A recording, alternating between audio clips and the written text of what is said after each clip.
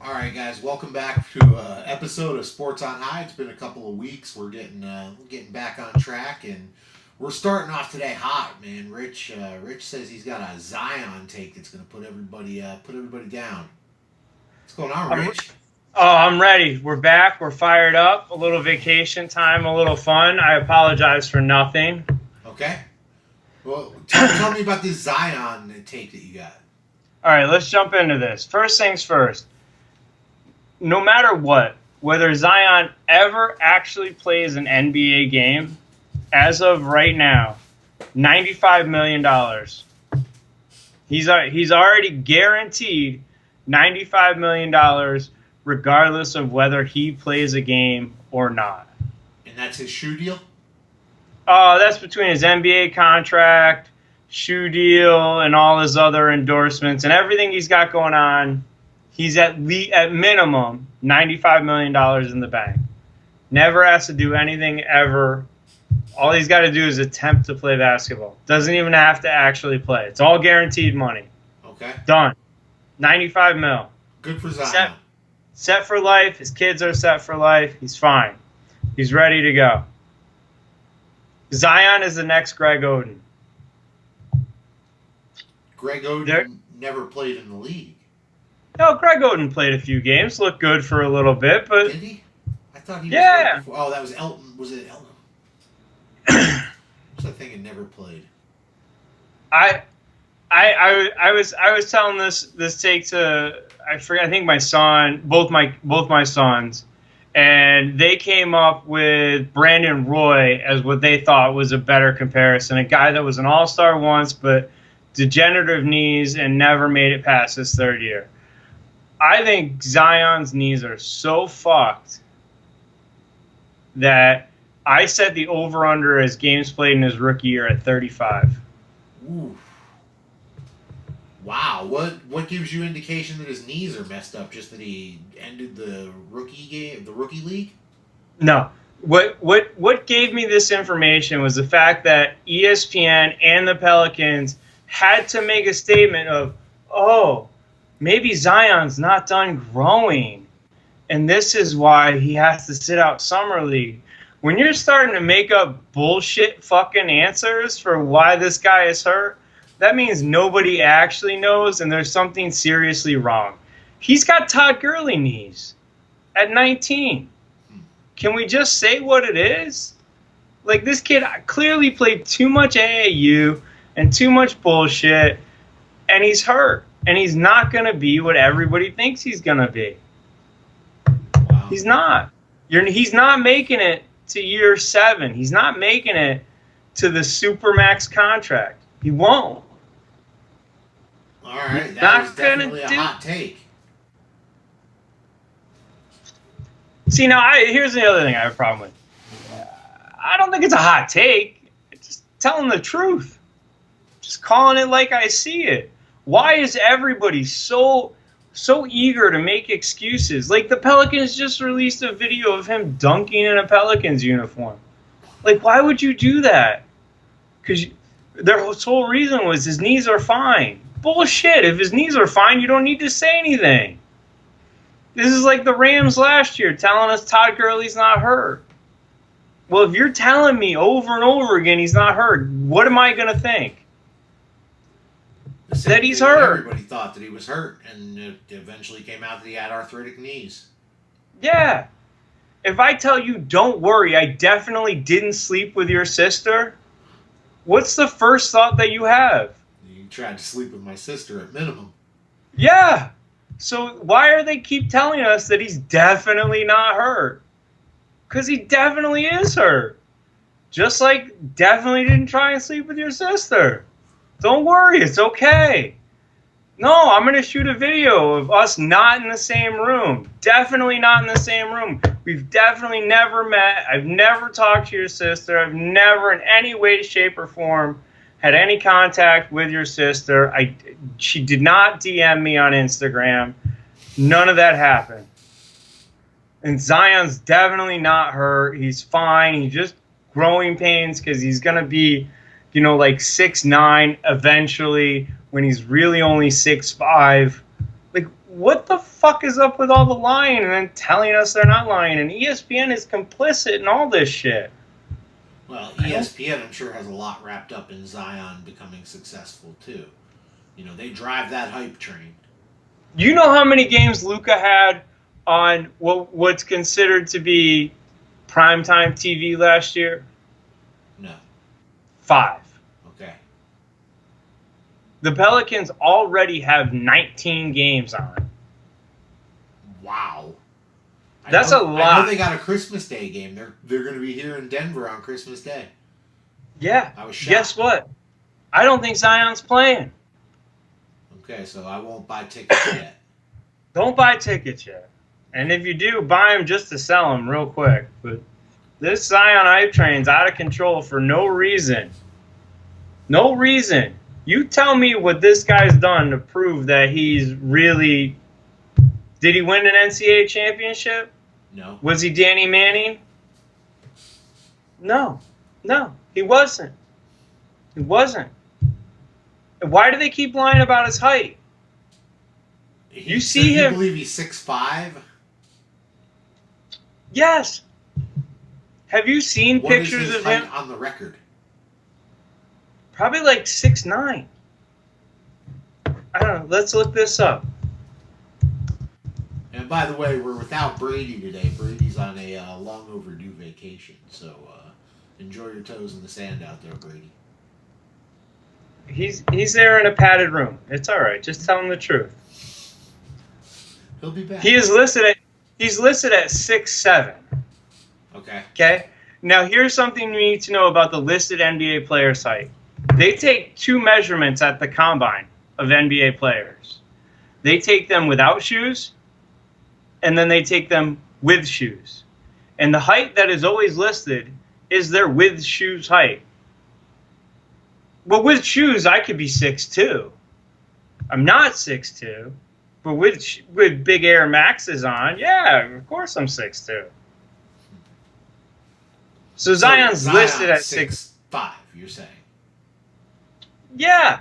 Have you ever seen him actually stand next to, like, Cam Reddish and R.J. Barrett? They fucking dwarf him. And they're 6'9" and 6'8", respectively. So they're talking about a guy that's 6'5" playing center. Center? Because he can jump? Because he's fat. Because he's big, baby Davis. I thought we weren't about fat shaming on the show. I didn't know that wasn't a thing. Am I not supposed? I'm not fat shaming. Cormier, Ruiz. I'm not fat shaming him. I just said he's fat. I'm just saying he's fat. There's no shame involved. He's big baby Davis. Okay. All right. Though that guy's at least like 6'8". Zion's not even that tall. Who is he going to guard? Who? Seriously. With 2 bad knees. Who's he going to guard? Can't jump off of 1 foot. Like, let's break this down. Can't shoot threes. 2 bad knees. 280 pounds. Can't jump off of 1 foot. All he did was play against teenagers. He hasn't played against a grown man yet. Okay. Well. LeBron's 6'9", 280. Right. Big difference. Yeah, not the same body. One of them's wearing a weight vest.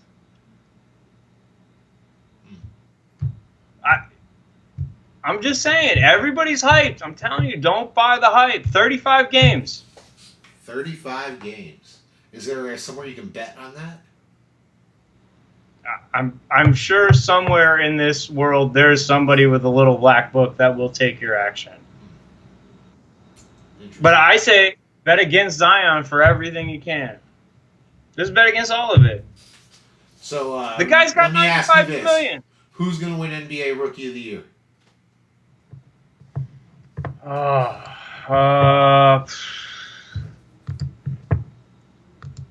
mean, Ja Morant's out. He plays in too small a market. He's probably not going to be that good. Darius Garland, I think, too small a market. I mean, it's like R.J. Barrett because he plays in New York. All the guys are going to do is jack shots. He's going to have great numbers. If you really want to, I just want to know. I didn't mean to paint you into a corner, man. I mean, I'm just looking at the odds right now. Like Kobe White in Chicago, I wasn't a huge Kobe White guy. Darius Garland, we just don't know enough about. Jackson Hayes is in New Orleans. He's going to get overshadowed. Brandon Clark, maybe? Maybe. Okay, and what are Brandon Clark's odds? 60-1. Oh, yeah. That's worth a little wager. I mean, honestly, I think there's a bunch of great role players here. I don't know if there's any. Like, Darius Garland's probably going to be the best player in this draft, but nobody actually knows anything about the guy. That's just based on pure speculation and hype. He's in Cleveland. He's 15-1. If you force me to bet money, I'd bet on R.J. Barrett and Darius Garland. Okay, there it is. I mean, I think that's the best you're going to do. I'm actually less impressed the more and more I think about this. I think there's a lot of potential all-stars here, but I think they're, a year away from being a year away. Gotcha. All right, so let's move on. We've heard your Zion take, and he needs to stay off them knees. But let's move on to the NFL training camps. Real quick, we'll cover the last NBA. We got to talk about Jeremy Lin. There's too much going on with Jeremy Lin crying about the end of his career. People come down on both sides. There's the one side that you're a professional athlete. You probably shouldn't act like this. There's the other side of, hey, this is great. We're actually getting to see a professional athlete talk about their feelings and, out in the open about how everything's going and that he didn't feel like he earned it. What exactly is it that Jeremy Lin did? Jeremy Lin got up in front of this Christian organization, and he basically was supposed to be giving a motivational speech and instead gave the saddest commencement address ever, and he cried about his NBA career being done. He cried about the fact that he didn't actually feel like he earned the NBA championship ring that he got. And he basically just cried that his NBA career is done and said, how sad it is. And there's people on both sides of this. My side is this. I don't understand why a professional athlete should get any credit or criticism for getting up and crying that his career is over. People cry at their retirement ceremonies all the time. The guy made $65 million in his NBA career, and he was not a good NBA player. Right. He had a small moment of magic in New York that set the city on fire in a way for that particular culture that meant more than anything else. Yes. And he should just be happy with that. He's crying because he wants more. And he doesn't have the talent, and he hasn't proven that he has any more to give. I just don't understand what all the fuss is about. I don't get it. Well, I mean, it's human nature to want more, so I'm not surprised by that. But I do understand the cultural aspect. I listened to a Korean American talk about what it meant to see somebody else that looked like them be on the NBA stage in that particular realm. Absolutely. My thing is, there's plenty of guys that get phased out of the NBA. They don't get up there and cry about it. You have $65 million. I do not feel bad for you. I sympathize that you're sad that your career is over and that you don't know what to do now. But knock it off. You shouldn't be on ESPN. It shouldn't be a story on SportsCenter, and it shouldn't be covered. Like, I don't understand this. Like, I don't understand us caring or why he gets this platform to act like this. I just don't understand it. Like, you made $65 million playing a game. You were there for our entertainment. If we're not entertained, you don't make $65 million. Athletes need to understand this. They need to understand what it is that they do, and that there's a certain don't give a fuck that goes along with it. We get to criticize you. It's entertainment.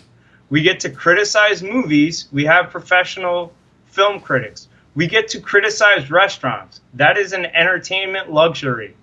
We get to criticize those things in our life. And if you don't like it as an athlete, do not play the game. And I am always on the side of the athlete, but I am also on the side of the fans here. And the fans get to say or do whatever they want. Whichever side of this argument you come down on, you shouldn't be criticized either way for having an opinion. Because guess what? You are there for our entertainment, Jeremy Lin. Cry all you want, but you accept whatever people have to say about you. They want to call you a crybaby, you have to listen to it. Otherwise, return the $65 million and nobody will say a word about you. Oof. Yeah, there's nothing but truth in that. Okay. I don't get it. I don't get that these guys get to blabber and then don't want to accept the criticism. I'm sorry. It's an entertainment business. If we're not entertained, no one gives a shit. And he entertained New York City. He entertained the hardest place on earth to entertain. He earned every penny of that. But don't cry, because your 15 minutes of fame are over. Date a Kardashian if you want to be relevant. Otherwise, shut the fuck up and go away quietly. That's how I feel about that. I respect everything he did and what it meant culturally. It's hard to say with 3 times. Yeah. It's hard to say when you got to live in. But now we can move on, because I had to get that shit out, because he annoyed the fuck out of me and everybody that wanted to defend him and knock him, and nobody wanted to say what it is that it really was. So let's get to training camp now. Yeah. Because this is fantastic. I love that this is ramping up, that we've put the NBA and their Rich Paul antics and the LeBron nonsense to the side for a little while. Now we can get to this is fantastic. Now we can get to Antonio's nonsense. Cryogenic freezers and helmets. What is going on with Antonio right now? Well, one, I'm going to go back to my original stance on a lot of this shit. John Gruden and Antonio Brown and the entire Raiders organization right now are simply trolling everybody. And it's the greatest troll job we have ever seen. This is Kyrie Irving carrying a book about the earth being round, walking around talking about the earth being flat, kind of troll level. Like, this is super troll. Okay. Like, you remember last week John Gruden brought up Nathan Peterman? Yes. Now, why would John Gruden bring up Nathan Peterman 2 days after the Antonio Brown went into cryotherapy without shoes on and got frostbite on his feet because he was an idiot? Why would he? Yeah, I guess trying to get people thinking about his 6 interceptions in a game. Yeah, and not only did he talk about Nathan Peterman, but he talked about Nathan Peterman positively. He just wanted to fuck with everybody. It was a complete troll. Is Nathan Peterman in Oakland? Yeah. You didn't see the monster run he had in the preseason game? He had like a 50-yard scramble. That's amazing. No, I didn't see that. They're just fucking with everybody. Antonio Brown's going to have a monster season. Monster. #1 fantasy wide receiver this year. Mark it down. Okay. All right. Like, it is nothing but a pure, unadulterated troll job. Like, come on. That Hard Knocks first week, we didn't see Josh Jacobs. We didn't see their star rookie fucking running back. Why not? He doesn't want us to see him. Exactly. They have full editorial control. They showed you only what they want to see. The John Gruden, Antonio Brown, and the Raiders are playing this perfect. Gruden got up there and was like, over this helmet nonsense, and was like, oh, I'm backing Antonio Brown. Whatever he wants to do, if he wants to retire, that's great. I got his back. I understand everything he's saying.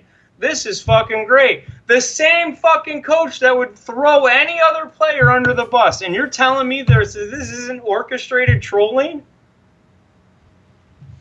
Yeah, fair enough. It's a good point of view. I'm betting the Raiders across the board this year. And you want to know how I know this is a full fucking troll job? Because you know who's not fooled by this shit? Who's that? Vegas isn't fooled by this shit. Are their odds still high? Oakland plays Denver week 1. Okay. In Oakland or in Denver? Hold on, I don't know. Hold on, I want to look this up because I want to make sure I get this right. In Oakland, Monday Night Football, week 1. What do you think the line is for that game? Denver 2.5. Oakland giving 2.5.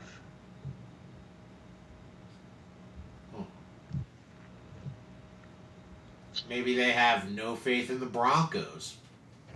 Oh, you think that's what it is? I don't know. With Joe Flacco, I don't have faith in him. I'm out here in Denver. I'm just saying. And for the record, this is a Flyers Orange Crush shirt, not a Broncos. I'm just saying. Vegas isn't fooled by this nonsense. Vegas has still got Oakland as the favorite.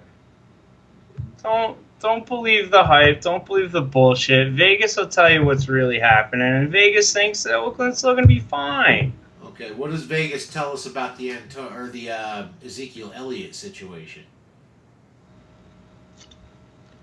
So this is different, and this brings me to a whole nother kit and caboodle, because a report came out today that Dak Prescott turned down a $30 million a year contract extension to make him either the 5th or 6th highest paid quarterback. And then the report said that he wants $40 million a year. Are they doing good drugs in Dallas? So let me ask you this. If Jerry Jones is stepping up to pay Dak 30 and Zeke wants 15, and it's been rumored that he's offering him 12.5. Do you think Zeke's coming in?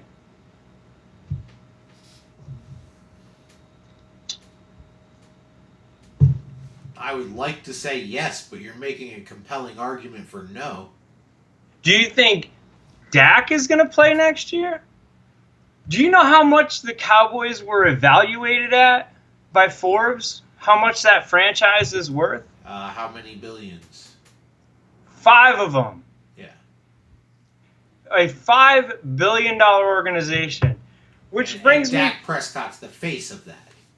Is he? Yeah. Not Zeke?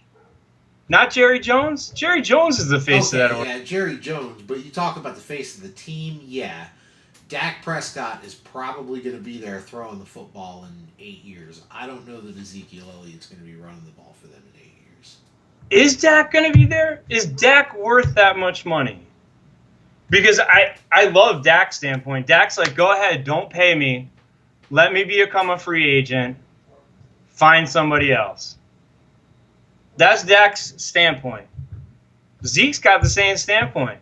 You don't think I'm worth 15? Let Tony Pollard and whatever Jackson you got, let them run the ball. See how that goes for you. I love it. Here's my problem. I said the solution in sports is to adopt the Premier League where you pay these fucking dudes whatever you want. No salary cap, have transfer fees, pay him whatever fucking money. You don't think Jerry Jones would pay Zeke whatever? You don't think he would pay Dak whatever? You don't think he would open his wallet and buy the best fucking team possible? Let Jerry Jones be Jerry Jones. Let him sign everybody. Remove the handcuffs. Let Dan Snyder buy the worst fucking, most expensive Redskins team imaginable. Just let him do it. It'd be horrible. That's all I want. So do I think Zeke's going to show up? Yeah, I think Zeke's going to show up. I think Jerry Jones is going to pay him. I think Dak's going to get $35 million. I think Amari Cooper is going to get $25. You know why? Because all Jerry Jones wants to do is win. Yeah, that's true. I'm with now, Jerry. Vegas, the Cowboys play the Giants week 1 in Dallas. Okay. What do you think the line is? I'm imagining Dallas big. Well, big's not a number, John. 5. 7.5. Okay.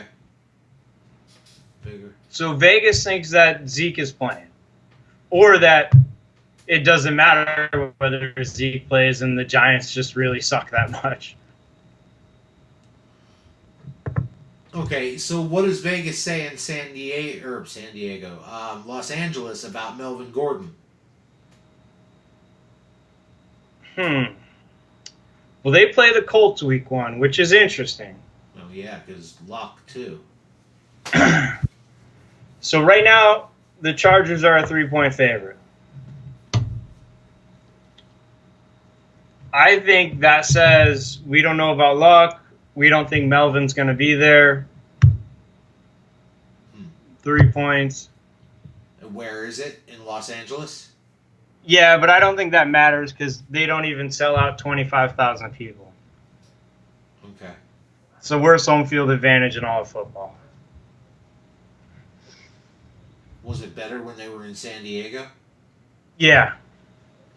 At least they sold out 40,000 people. But that's why they don't think that they can pay Melvin, because they simply don't have the ticket sales. They literally aren't bringing in enough revenue. And is signing Melvin Gordon going to sell out 25,000 people at that soccer stadium they play at? No. I think Melvin gets traded.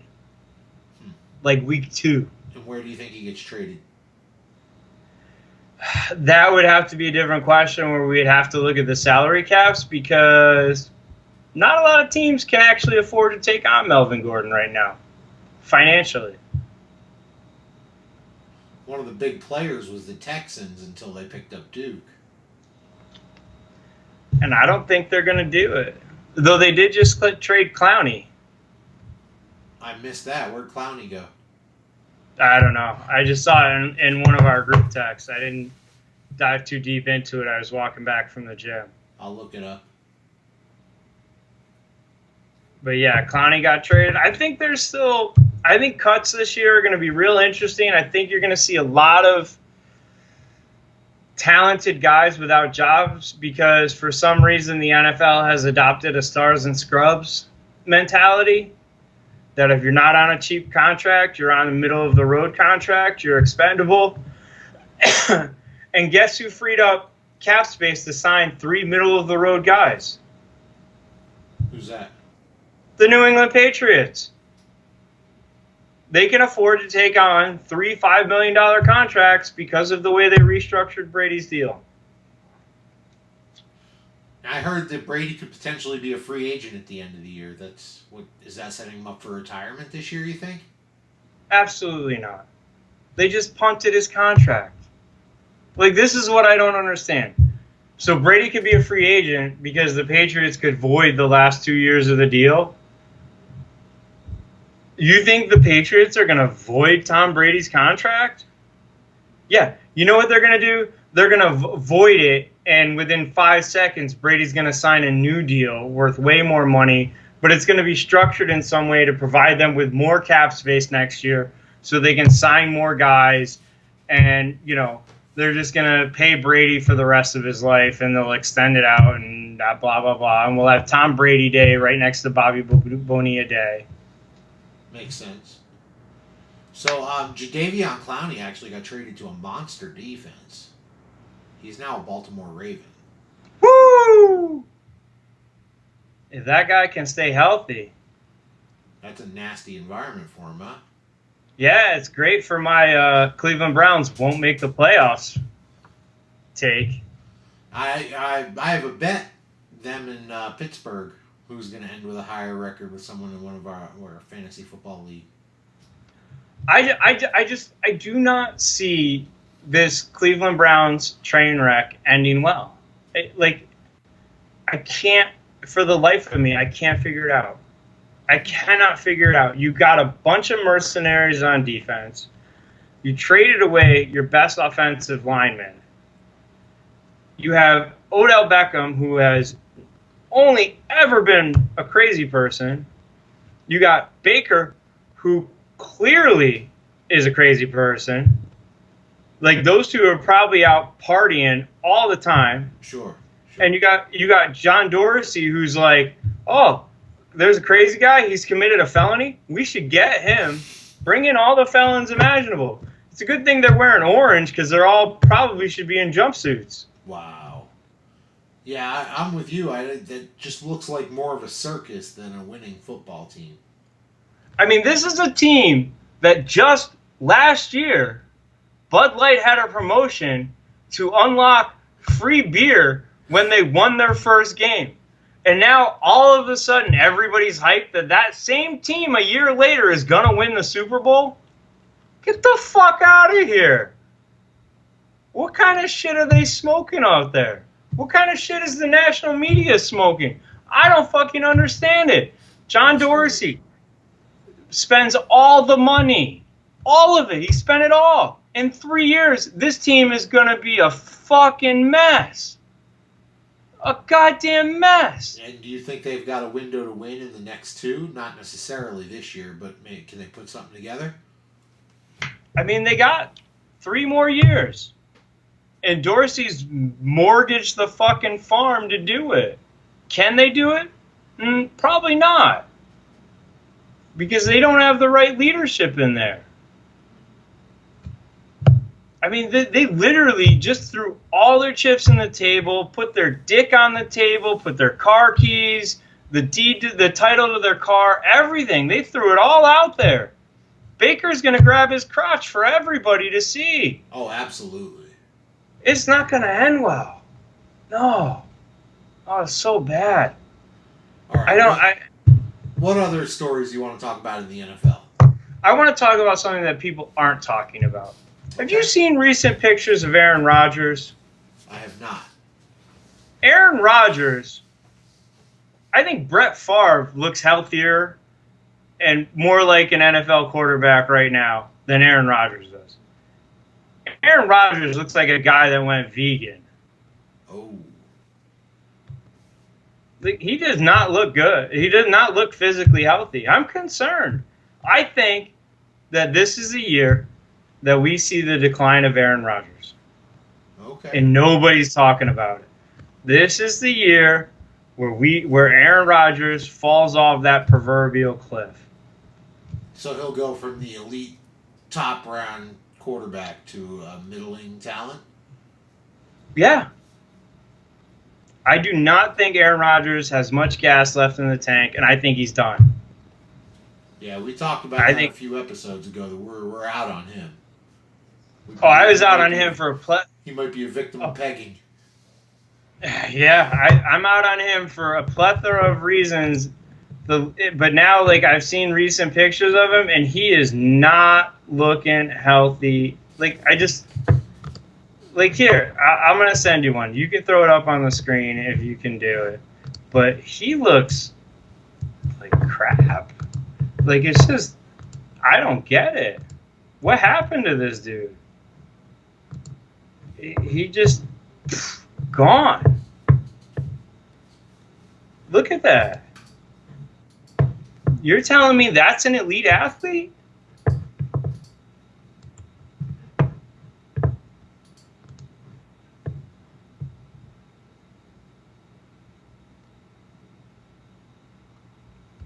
That's your guy. He looks With like those he's been bags, stuck in the woods for 6 months. with those bags under his eyes, looking like he's down 25 pounds. That's the guy? That's the baddest man on the playing quarterback. No, I think that's number 15 in Kansas City. That, like, everybody loves that dude? Get the fuck out of here. I'm so far out on Aaron Rodgers. It's unbelievable.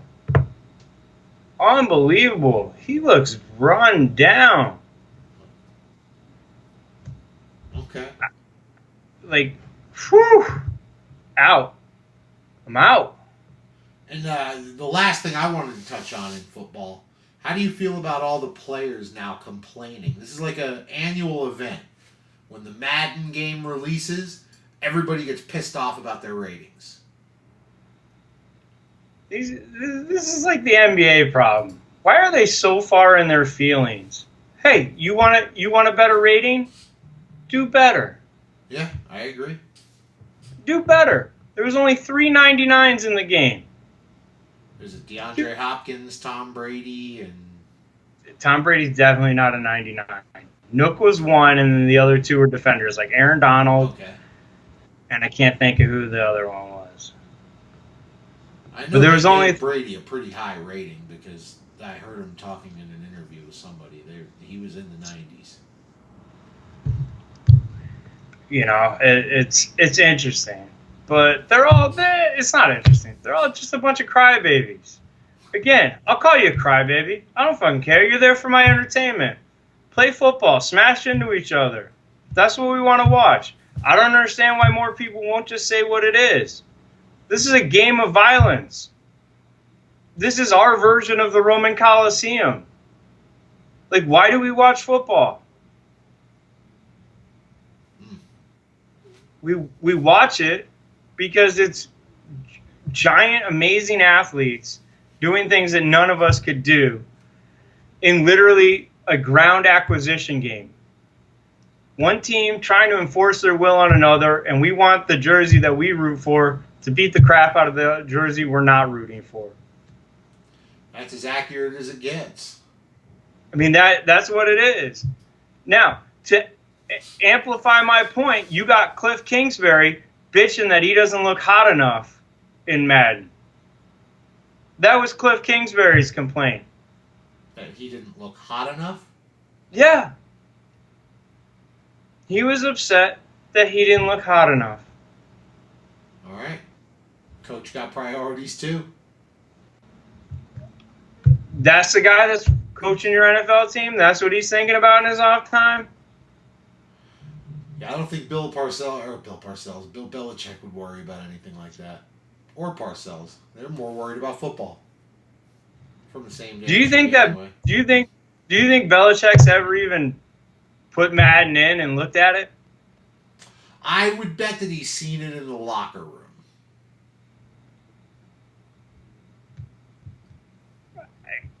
Maybe. Maybe? You think he lets them play video games in the locker room? That's a very solid point. You don't think he's like, bring that shit back to your hotel room if I ever see that? Like, I imagine he's a dad that walks in and is like, what the fuck are you doing? And picks it up and smashes it on the floor. And then be like, clean this up and don't ever fucking do it again in my locker room. I could see that. I mean, the thing that always gets me when I think back about coaches in Madden was Joe Paterno was still coaching at Penn State. And, when everybody was wondering what he was doing and the announcers came on and was like, oh, Joe Pa is so into it. He shows up at these recruits' house with the playbook all set up for these guys to play on Madden, and he can just insert a flash drive and they can have the whole Penn State playbook on Madden, ready to go for them, and he's got it all. He's so in touch. And I'm just sitting there going, you think that motherfucker thought of that? You think that 90-year-old dude was like, oh, this is how I'm going to get in touch with my players? No. He was like a fucking Muppet at that point. They were propping him up and sending him in there and go, read these cue cards, say these things, do this, and then fucking be like, I'm Joe Pa. And leave. Like, what the fuck? You think that dude ever knew what Madden was? Knock it off. Knock it off. All right. Tired of all these young kids with their feelings. Don't play sports if you want to have your feelings considered. I get it. It's your job and your people. You're on television to entertain. That's the only reason there's money. It's entertainment that we love. So be entertaining. And you want to bitch about your shitty rating in Madden, then guess what? I get to come with both barrels for why you have a shitty rating. I get to pull up all your game tape, and I get to show you all your fuck-ups, and then ask you if you think you deserve a higher rating. Fair.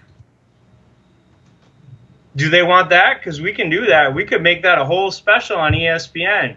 You get to come in, complain, give us your opinion on why you should be better, and then we drag out Merrill Hodge and Ron Jaworski and the teleprompter, and they go through all the fuck-ups that you have done. It'll be like a really shitty version of This Is Your NFL Life, and here's why you have a crappy Madden rating. This would be a great show. I genuinely think people would watch that. I really think people would watch that. Perfect. I just sold us another TV show. Hit show. Why You Suck at Madden. This Is Your NFL Life. Come on down. Fantastic. Who do you think would be the best first guest? Who do you think complains the most and just isn't worth it? Aaron Rodgers? Emmanuel Sanders? Aaron Rodgers? Aaron Rodgers. Rodgers would want to know why he's not a 99, right? Because he can do things to the line no one can. Yeah, we bring in Mike McCarthy. He says what the play he actually called was. We see what Aaron Rodgers audible to and how it all went to absolute shit. And then we go, Aaron Rodgers, I wonder why Matt LaFleur doesn't want you changing so many goddamn plays. Yeah. Like he doesn't have a system ready. Yeah. I'm just saying, this is great. I'm ready. Let's sell this show. I can break down the tape. I'm not scared of it. All right. Word. The last thing I want to talk about. What you got? We got a couple things still. It's okay. All right. I saw this article about Sebastian Telfair getting sentenced to 3.5 years in prison for weapons charges. We'll tell everybody who that is.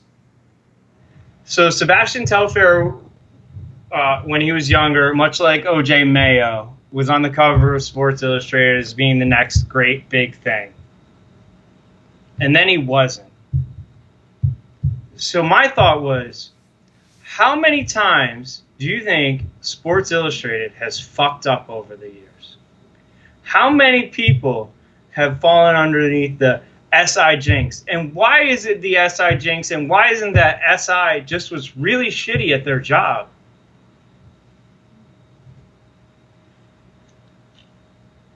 I don't know. You said which is the right? You said which jinx, is the right though. narrative? I don't know. I don't know what the right answer is. That's what everybody called it. Was the Sports Illustrated jinx? You were on the cover of the Madden jinx. It was the SI jinx way before it was ever the Madden jinx. Okay.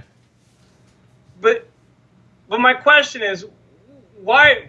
All right, so why don't we blame Madden for just being shitty at picking people to put on the cover? You want to hear a great story right now with this year's Madden? Sure. One of the companies, first of all, Antonio Brown is a local Madden cover, because I don't know if you know this, they do local Madden. So in Chicago, you can find a Madden with probably Trubisky on the front. Here in Denver, I'd find one with Von Miller on the front. Well, out in Oakland, you can find them with Antonio Brown on the front. one of the parent companies making it is called Frostbite, and there's a logo on there right under Antonio Brown with a big frostbite and a smashed up hand. It's amazing. That's just the universe telling us that everything's going to be okay, and it's just a giant troll job. But back to my question, like, how come we don't just ask the people at Madden why they suck so much at picking people to put on the cover? They put Peyton Hillis on the fucking cover of Madden one year. Peyton fucking Hillis. Well, you can't keep putting the same people on year after year, you know. There was no Joe Montana. He had his own football game on an earlier system. No Elway. He had an earlier system. So you had to rotate through some of those guys in the early 90s that were popular. How about don't pick players that are going to suck? Just like Sports Illustrated.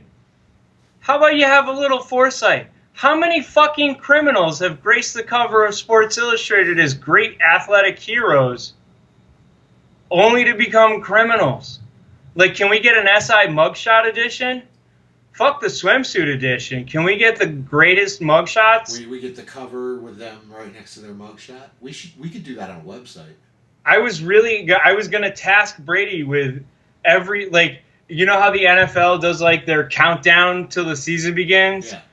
Can we just do an NFL mugshot countdown from the Twitter thing? Can we put Brady in charge of this? I mean, like, what are they going to do? Are they going to get mad at us? Is Twitter going to ban us for posting public information publicly? They can't do that. Well, they can, but I doubt they would do that. I mean, we could just run through all 32 teams, one mugshot a day, and we just rotate it around, and we pick on everybody. Because let's face it, they all have mugshots. And then NBA season starts, and we can run through the NBA mugshots. It'll be great. It's entertainment.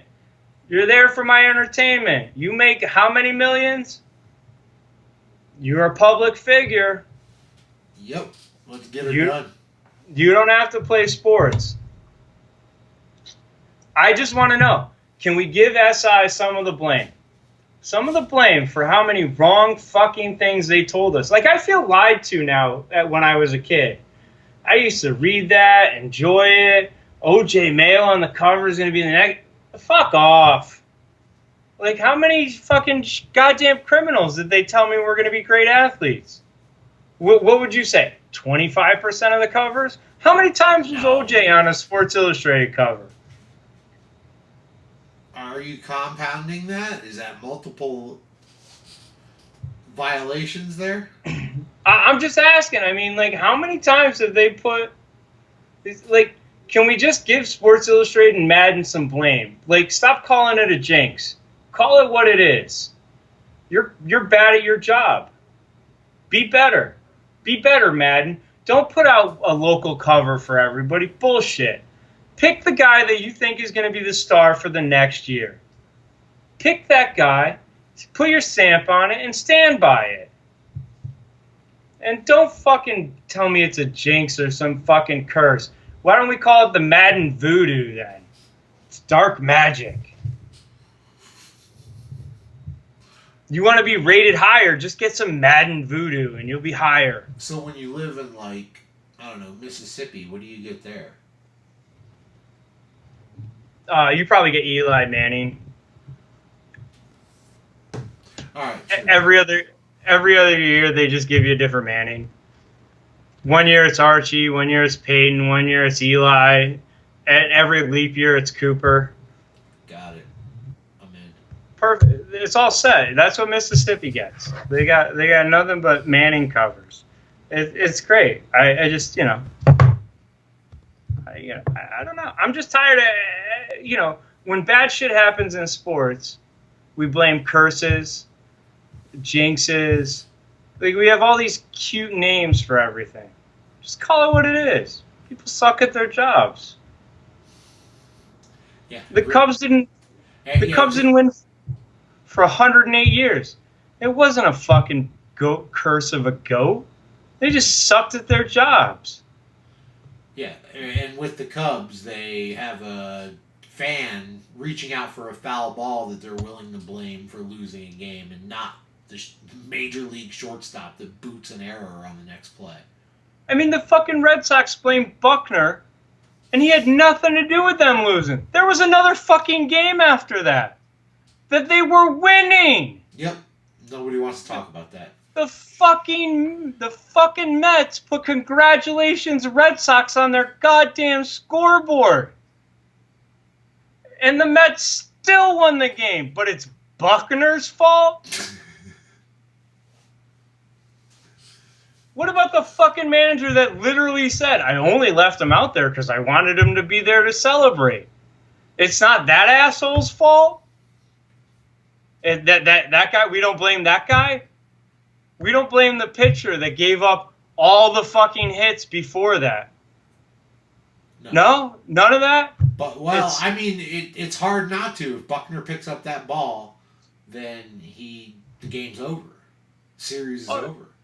Oh, yeah. And if the pitcher, who's supposed to strike out batters, had done that on any of the 6 previous batters, Buckner doesn't have to field that ball. How's that? That guy fucked it up 6 times.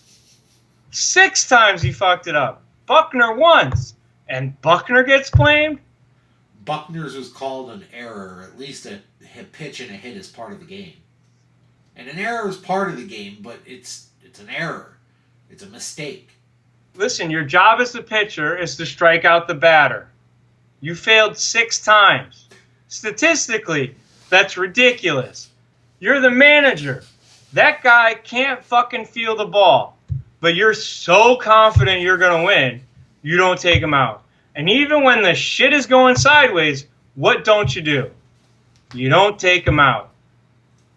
But no, we don't blame that guy. This is ridiculous. Blame Sports Illustrated for being terrible at their job for all those years. That's why they went out of business. They just sucked at picking people to be on the goddamn cover. All right. We got one more thing we want to talk about in baseball before we move on. You wanted to talk about the Korean All-Star game, man. What you got? I'm guessing you did not see the highlights of the Korean All-Star game. Not even a little. Give it to me. What do you... I'm guessing 99% of the people did not do this. But everybody should have to go and watch highlights. If you are a fan of sports, you should have to go and watch highlights. These motherfuckers, for the All-Star game, got dressed up in costumes to go for at-bats. And they were fabulous costumes. They got dressed up as video game characters, as movie characters. It was phenomenal. And I think that this is something that we should force all our players to do for every All-Star game. And don't give me any shit that the All-Star game should have meaning. It shouldn't have any fucking meaning. It shouldn't mean a goddamn thing. We should make them all dress up like circus clowns and play like that, because everybody would tune in at that point. Let them fucking make it a rock and jock softball game in clown costumes and anything else you can think of, and people will watch that. But it shouldn't have any bearing on anything. And if baseball thinks it should, well, fuck you, baseball. Let Yasiel Puig take 9 at-bats an inning and have ghost men run for him. I don't fucking care what you do. But if Yasiel Puig is not in an All-Star game because he's the closest thing we have to somebody who thinks that baseball should be fun. Absolutely. And baseball needs to be fun. We've talked about it needs to be out of the curmudgeon's hands and into a new generation. The sooner the better. I say we get rid of the home run derby. Let them have a wiffle ball home run derby. Show me you can hit a fucking wiffle ball like I can. Because I bet you can't. Wouldn't you rather watch them play a wiffle ball game than the bullshit that they play? I'd tune in for a wiffle ball game. And every third, like once an inning, they get to go from the old school wiffle ball with all the holes in it to the one that just has the holes on one side where they can throw nasty, nasty junk. Or just let them play with that and let them throw fucking insane pitches. Have you ever watched like those competitive wiffle ball games? No, they sound Those, amazing. those dudes throw like 60 miles an hour. That thing has a hook on it like you wouldn't fucking believe. Wow. Yeah. It's awesome. Show me professional athletes doing that. Are they all too scared? Are they all scared that Greg Maddux is going to come out of retirement to strike them all out with junk from a wiffle ball? I just want to see, like, bring back Tim Wakefield. Let him pitch a whole inning with a knuckle wiffle ball. Could you imagine how much that thing's going to dance? It'll be like a goddamn ballerina floating down the center, just dodging everything. It'll be, oh, mwah. I can't imagine Wakefield throwing a wiffle ball. That's just genius. Oh, it's the greatest thing. Can we have fun baseball? Watch the Korean All-Star game. It was fucking amazing. There was a dude dressed like General or Major Bison from fucking Street Fighter in the goddamn thing. That's how the guy took his at-bat in an all-star game. Did they wear the costumes when they were fielding or just at bat? Just at-bats. Oh, that's even better. And they kept changing them. It was all different. It was whatever the guy wanted. It was fucking great. Everybody should watch it. It was some of the... I watched more of that game than I did of our all-star game. Because you know how much of the Major League Baseball All-Star game I watched? None. Not one pitch. Did not give a shit. Saw some highlights of the Korean thing, went looked it up on YouTube, fucking riveted. Just wanted to see what the next guy was going to wear. Yeah, it was great. Fantastic. Oh, it was great. All right. Well, we've got one more big subject to talk about tonight, and then we're gonna close her down. But we've got to talk a little bit about UFC 241. Oh, it's gonna be great. It's a good card. It should make up for the last one that was such crap. I didn't even order it. That's the first UFC I haven't ordered in almost a year. And it's a good thing you didn't, because none of those fights are that entertaining. Yeah, but this one I'm psyched for. I've already paid for it. It's ready to go. I mean, this is going to be a fantastic card. I mean, we got Derek, my balls were hot Brunson, fighting.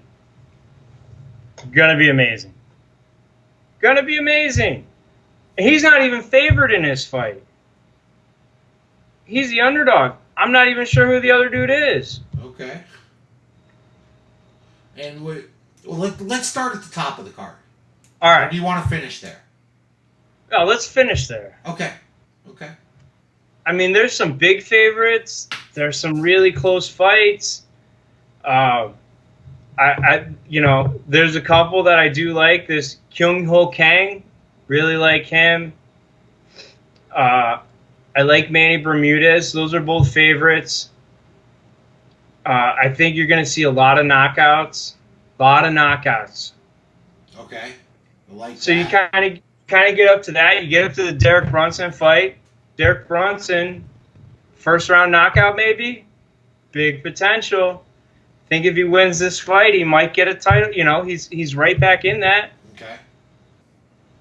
And then you get Corey Sandhagen. He's right on that verge. If he wins this fight, he's 2 fights away from a title. Okay. And that one's going to be great. And then you get to really where I start to get, I get a little half chub. You got Paulo Costa versus Yoel Romero. Yes. This is the all-bodied fight. These are 2 of the best-looking human beings on the face of the planet. You don't get better bodies than this, and you don't get better fighters than this. Paulo Costa. It sounds like Paul Acosta, but it's Paulo Costa. Okay. Versus Yoel Romero. Yoel Romero's in his 40s. He might be the greatest Cuban fighter of all time. Of all time. Okay. And everybody's like, oh, he's on steroids. He popped for PEDs. Well, guess what? His PED pop got reversed. He also won $27 million in a lawsuit against the supplement company who had shit in there that wasn't listed on the label. And he won $27 million from a giant fucking supplement company. So he's fucking clean. And he's a fucking, like, if more people look like him, people wouldn't talk so much shit. Because that dude is amazing. And I think that Yoel Romero in his early 40s is going to fucking walk through this dude who's going to come out swinging at him. And it is going to be awesome. And it's going to be fireworks. And Yoel Romero is going to submit that dude. Okay. What do you think about the Nate Diaz-Anthony Pettis fight? I think that I have never wanted to cheer for a fighter as much as I want to cheer for Nate Diaz. And Nate Diaz is not favored in this fight. Long layoff, a lot of ring rust. Anthony Pettis is no fucking slouch and rightfully favored, and probably not favored enough because of how popular Nate Diaz is. But Nate Diaz is fighting for the super money fight. If Nate Diaz looks good and beats Anthony Pettis, oh, we get Diaz Khabib, we get Diaz McGregor, we get what we want. And what I want is Nate Diaz to smoke a fat bowl and then walk out to that ring and whoop some ass. There is nothing I want more. No, I could see him doing it. He's damn sure not shy about doing it after the matches, that's for sure. So I can't actually give you a real betting take on this fight because I'm just not going to lie. I'm so homered for Nate Diaz. This dude for fun, this dude does triathlons. Him and his brother have swam out from Alcatraz 5 times. For fun. There's fucking sharks in those waters. I was literally going to say, aren't those waters shark infested? There's sharks in those waters. You think that dude gives a fuck about anything? Growing up in Stockton? And they're vegetarians. He might be the baddest vegetarian on the face of the planet. Though sometimes they're pescatarian. They go back and forth. They can do that. I just want to party with that dude. Is he the ultimate, I just want to hang out and party? You know how popular that dude is? Anthony Bourdain went to Stockton and had the Diaz brothers on his show. That's how cool those motherfuckers are. I just want to cheer for Nate Diaz. All right. That's all. Cool. That's it. Now, for the Fat Man versus the Fireman, in what should be an epic heavyweight fight. This might shock you. Right. DC's gonna murder that dude. And I love Stipe. I love everything about Stipe.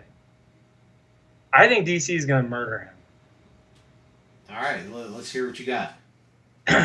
DC's gonna give him a little hang and bang, and then DC's gonna wrestle fuck him to the ground.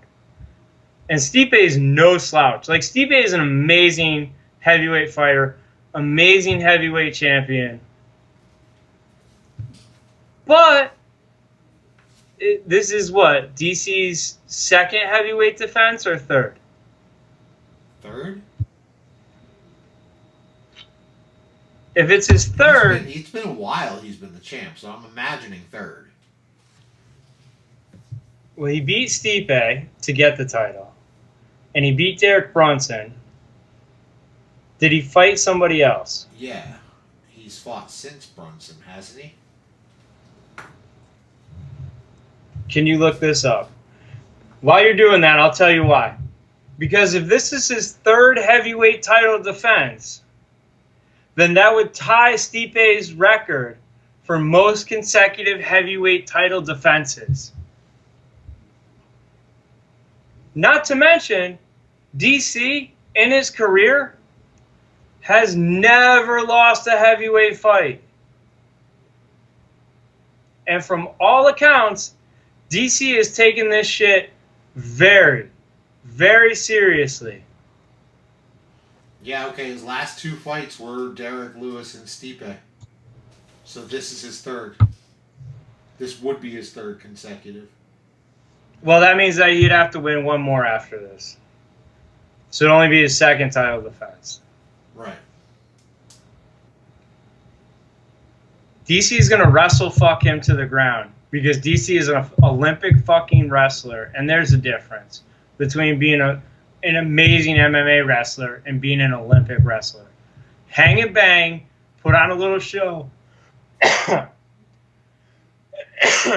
wrestle fuck Stipe to the ground and pound him out, and then we get what we all want. Do you know what it is that we all want? What is it that we all want? Yeah. DC. DC and John Jones. At heavyweight. Yeah, at heavyweight, right? Not at light heavyweight or whatever the crap he was wrestling at before or fighting at before.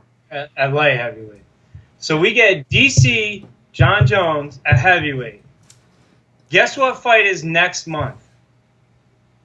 What's that? The Khabib fight. Who's he fighting? Dustin Poirier. So October, November, December, 3 months away from that Khabib fight puts us at the New Year's Eve UFC card, which is usually their biggest card of the year. Could potentially have Khabib Conor, Diaz Conor, DC, John Jones. I'm just saying. Just saying. We're walking down a path towards what we all want. Just let it out. Maybe we even get Khabib GSP on that. And we get Nate Diaz Conor and DC John Jones. How much would you pay for that card? Are they going to charge more for it? Sounds like they should. Good God. I'm just saying, that's the path we're walking down towards the New Year's Eve card. Awesome. And that's why we want DC to win, Nate to win, Khabib to win, Conor to come back, sign the GSP fight. Let's fucking go. Awesome. On that note, anything else you wanted to throw at us today, Rich? Yeah, I think we should just be honored to see grown men in their underwear, rolling around a cage, flying around a wrestling ring, and we should all just embrace this part of ourselves, that we like men lubed up with baby oil like The Rock, and that's what we root for in life. Yeah, I love UFC fighting. UFC fight nights are amazing. And the thing I learned this week is I was listening to Kanye, because I'm back at the gym full time. Okay. Kanye, on the Life of Pablo album, told us that in 2020 he would run for president. I'm just saying, if Kanye's a time traveler and he's really predicting the future, like I've said, at some point, Kanye will jump into this presidential race. And there is only one natural pick for him to have as his vice president. Donald Trump. And if Kanye does not run with Dwayne "The Rock" Johnson, I will be very upset. And they will get my vote, and I will go door to door campaigning for Kanye and The Rock. Nonstop. Because I don't see how that's a bad decision. Because I'm sure that Kevin Hart will get a position in the cabinet. Oh, yeah, of course. It'd be smaller position because he could fit in the little cabinet. Yeah, of course, of course. We'll definitely get a Kardashian, maybe as a an ambassador somewhere. It'll be great. Sweet. I'm really looking forward to the new year and everything we have coming. All right, and I'm looking forward to next week and having our crack research team back with us. We're gonna get him on the mugshot of the day. Yeah. We're gonna salute the NFL all the way up until kickoff. We'll salute them at what they do best, which is commit felonies. Awesome. Yeah, this show's gonna last. I mean, you can kick a girl in the ribs on camera and still be employed. I still don't fucking get how that guy's not in jail. You know how in fantasy sports they're always like free Lamar Miller, free Kenyon Drake, free this guy, free that guy. Let the coach out, let the running back out. Can we get a unfree Kareem Hunt? Can we get a lock him up chant? Like throw him back. At what point do we can we stand up and lock somebody? Like, he kicked a girl in the fucking ribs on camera. Brutal, dude. There wasn't what was the defense? Like, Johnny Cochran's not alive. How is that dude not in jail?